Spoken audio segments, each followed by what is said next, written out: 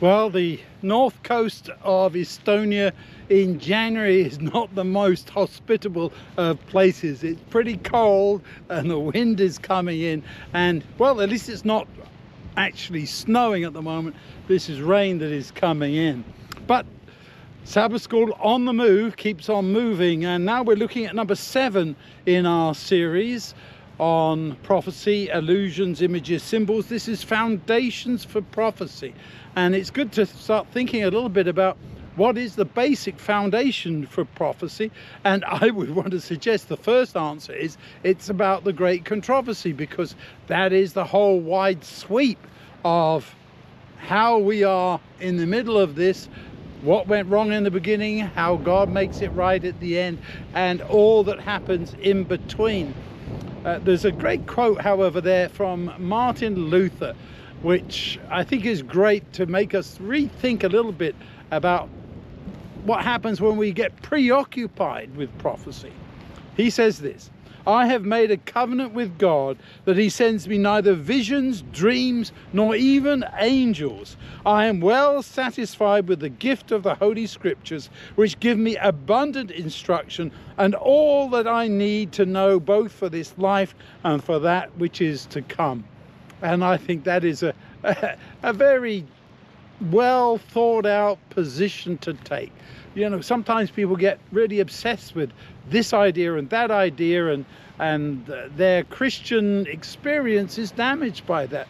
Whereas, as Luther's saying, we have the Scriptures. You don't have to worry about all these extra biblical aspects, visions, dreams, even angels, he says, because they can be deceptive. Of course, God does send dreams and visions and angels, yes, but do we need to rely on those kinds of things? And when it comes to prophecy, do we really need to rely on our understanding, our minute definition of prophecy?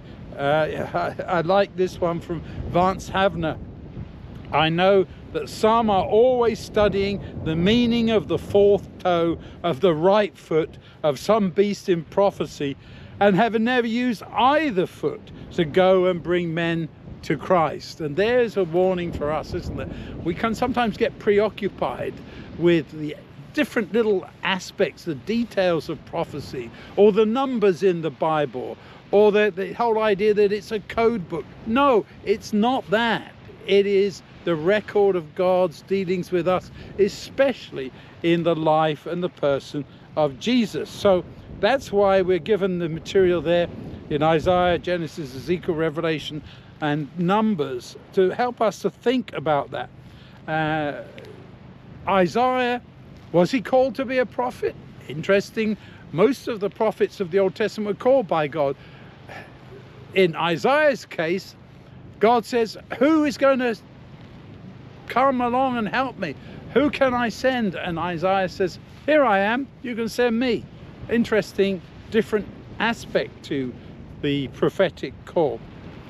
In Genesis 3, we have the expulsion of Adam and Eve from the garden. Why is that important for prophecy? Because we need to know what is going on there in the past and how we are now affected by all that. We talk about original sin and all the rest of that, and that we are born under sin and so on. And without God's intervention, yes, we have that fatal disease and we will die.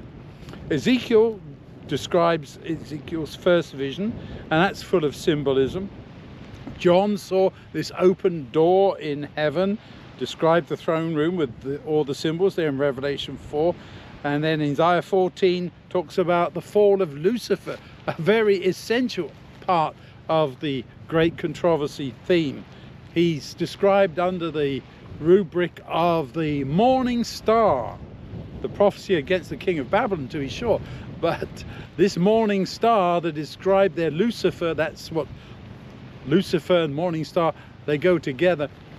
The king of Babylon never was doing all the things that are described there in Isaiah 14. So as we think about the foundations for prophecy, what are the most important things to think about? What should we be considering?